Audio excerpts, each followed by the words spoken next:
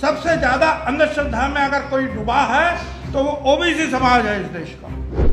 चलो जाइए वो बागेश्वर को महाराजा बागेश्वर धाम, ऊंची जाति के लोग वो नहीं है ज्यादा, हमारे लोग हैं। उनके लड़के वो तो लंदन अमेरिका ये ऑक्सफोर्ड क्या वही है, ऑक्सफोर्ड या हार्वर्ड, हम लोग यह बैकवर्ड। उनका चला ठीक है, हम लोग भाग रहे हैं इसके बाबा जिंदाबाद बाबा जिंदाबाद बाबा जिंदाबाद। बाबा साहब अम्बेडकर ने भी कहा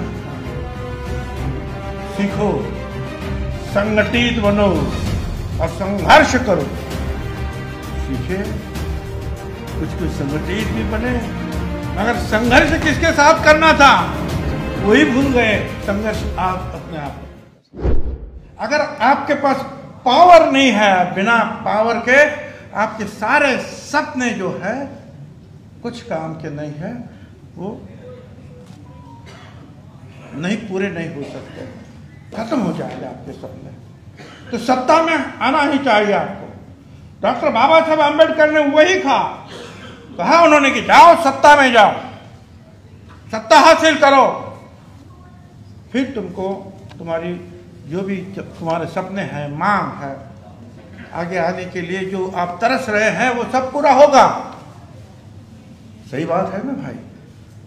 छत्रपति शाहू महाराज राजा थे सत्ता में, तो 1902 साल में जो वो लंदन में थे, उनका बर्थडे था, जन्मदिन था, वहां से जो ऑर्डर निकाल दी कि 50% आरक्षण मेरे कोल्हापुर स्टेट में जो है दिया जाएगा। तो पहला कहने वाले तो महात्मा ज्योतिराव फुले, मगर पहले राज्यकर्ता इस देश में जिन्होंने आरक्षण दिया अपनी प्रजा को, उनका नाम छत्रपति शाहू महाराज, जिनका कल जन्मदिन है। इसलिए अच्छा, तो मैं ये कह रहा था कि सत्ता में जाना आवश्यक है, जो महात्मा ज्योतिराव फुले ने कहा वही बात आगे है।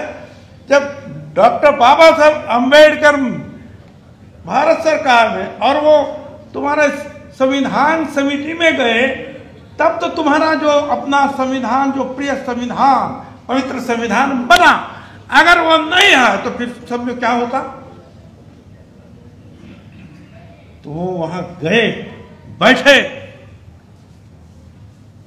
बहुत लोगों ने टांगे अड़ाने की कोशिश की, सारी बातें इतनी सरल नहीं हुई भाई। फिर भी वो सत्ता में थे, वहां बैठे और उन्होंने जो है संविधान लिखा। तब तुमको हमको जो है ये बोलने के लिए, लिखने के लिए, कहीं भी रहने के लिए, काम करने के लिए ये जो आजादी मिली, उसका कारण जो है वो संविधान है। हमको वोट देने का अधिकार मिला। अमीर हो गरीब हो, हिंदू या मुसलमान, एक वोट का अधिकार, सबको समान। बाबा साहब का संविधान है, सत्ता में जाना चाहिए। और वीपी सिंह साहब ने भी मंडल आयोग दिया, सत्ता में थे, प्राइम मिनिस्टर थे, तभी हुआ। नहीं तो वो तो मंडल आयोग तो पड़ा हुआ था 10 साल से भाई।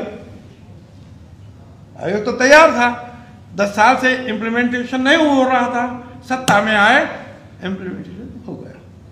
तो ये जो सत्ता जो है, और बाबा साहब अम्बेडकर ने ये भी कहा था, ये संविधान तो मैं लिख रहा हूँ, लिखा है, ये बहुत अच्छा है, ये अगर अच्छे लोगों के हाथ में जाएगा तो बहुत अच्छा होगा, मगर यही अगर गलत लोगों के हाथ में ये संविधान जाएगा, गलत सत्ता के हाथ में संविधान जाएगा, तो उसका जो है कुछ अर्थ नहीं निकलेगा, दुख होगा, तकलीफें होगी। मैं ये क्यों बोल रहा है, आप समझ रहे हैं कि मुझे क्या कहना चाहिए। संविधान अच्छा है, उसको हाथ में किसके ये संविधान, आज कुछ भी करो चलता है। आपने कहा कि ये जो अर्जन सिंह साहब की बात कही, सही बात है। मैं डिप्टी चीफ मिनिस्टर था महाराष्ट्र का, और ये क्या जंतर मंतर में बैठे थे धूप में हम लोग का, और यही कि जो है केंद्रीय शिक्षण संस्था में हमको आरक्षण चाहिए।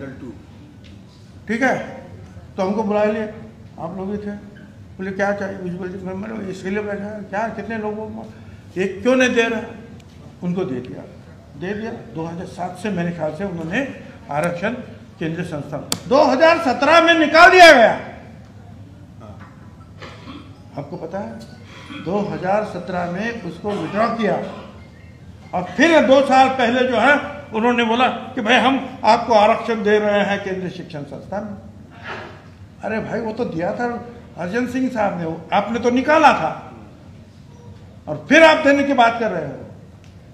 ये सारा इतिहास जो आपके सामने, इसलिए और फिर कहते हैं कि ठीक है हमारे 27 ओबीसी मिनिस्टर, ठीक है भाई कोई बात नहीं, अच्छी बात है, मगर ओबीसी के जो जनता है, ओबीसी की पिछड़ों के लोग जो है उनके फायदे में कुछ आवे तब ना, सिर्फ वो मिनिस्टर बन के हमारा क्या फायदा है भाई, वो कुछ करे हमारे लिए तब।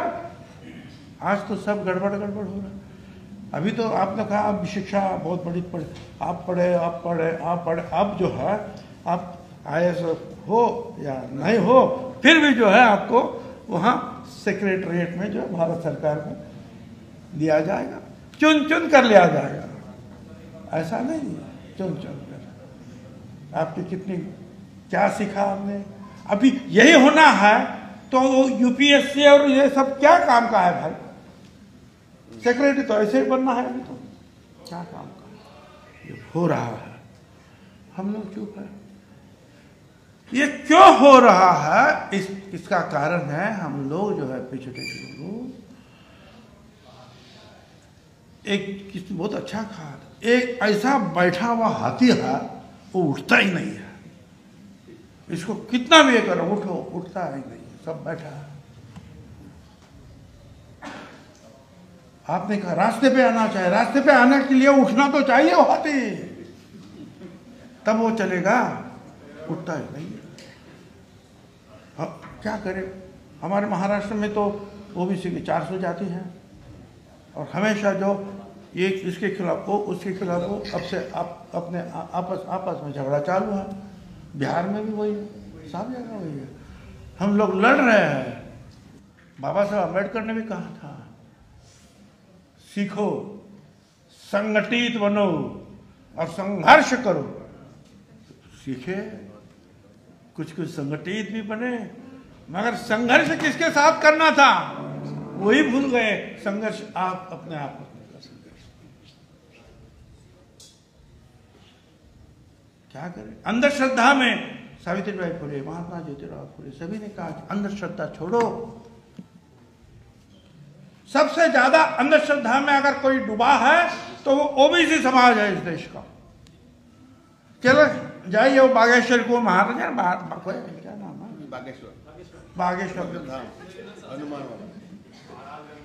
लाखों दौड़ते कुछ मरते भी है, मुर्गा बनाता, कुछ क्या करते, कौन है वो लोग? ऊंचे जाति के लोग वो नहीं है ज्यादा, हमारे लोग हैं।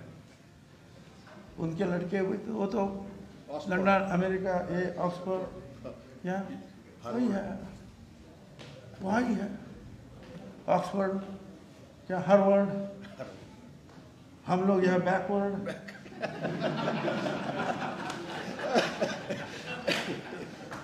क्या करेंगे, उनका चला ठीक है, हम लोग भाग रहे हैं इसके, बाबा जिंदाबाद, बाबा जिंदाबाद, बाबा जिंदाबाद। हाँ क्या करें, क्या हम इससे बाहर आ सकते हैं? कोशिश तो हम करते रहे, कांचा साहब आप सभी लोग बहुत बड़ी बड़ी अच्छी बातें करें, सारे लोग जो है आप अपने ओर से जो है ताकत लगा सकते। यही एक जगह है मेरे ख्याल से, आज मुझे याद आती है ये शरद यादव साहब, ओबीसी महासभा का यहाँ मिले, और उन्होंने कहा कि भुजबल जी आप समझिए, मैं जा रहा हूँ कि मैं तो अभी थक गया हूँ, आप लोग जो है ये इस लड़ाई को आगे बढ़ाइए।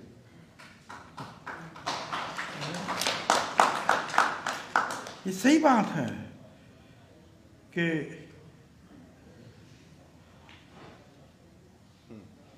बाबा साहब आम्बेडकर को भारत रत्न देने का काम जो है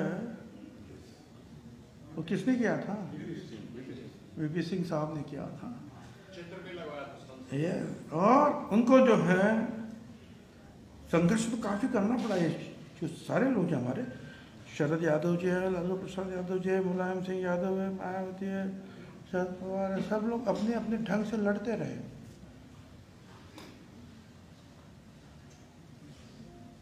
मगर जो जो लड़ते हैं उनको तकलीफ में डालने की बातें तो होती है।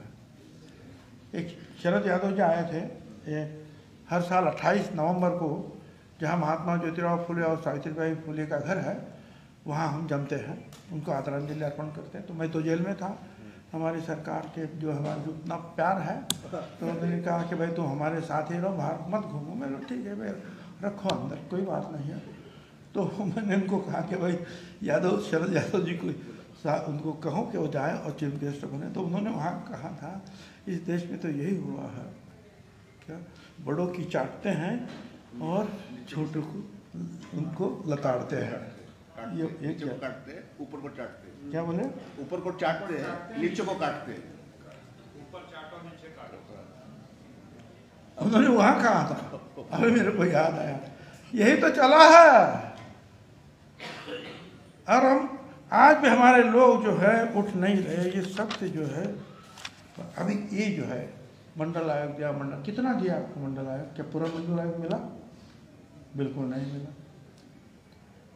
सिर्फ आरक्षण जो है, पॉलिटिकल आरक्षण, वो भी सारे स्टेट में पूरा नहीं मिला।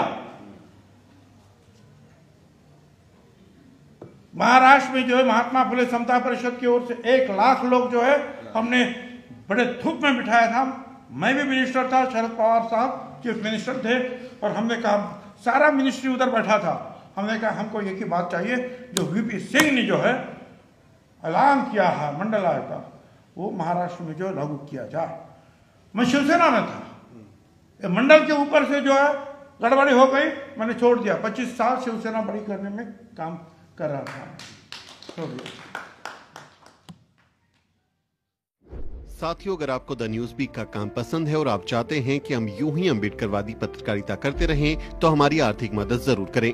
आप अपनी स्क्रीन पर दिखाई दे रहे इस QR कोड को स्कैन करें और न्यूज वीक फाउंडेशन के खाते में अपनी दान की राशि भेजें। QR कोड के अलावा आप UPI के जरिए भी मदद कर सकते हैं।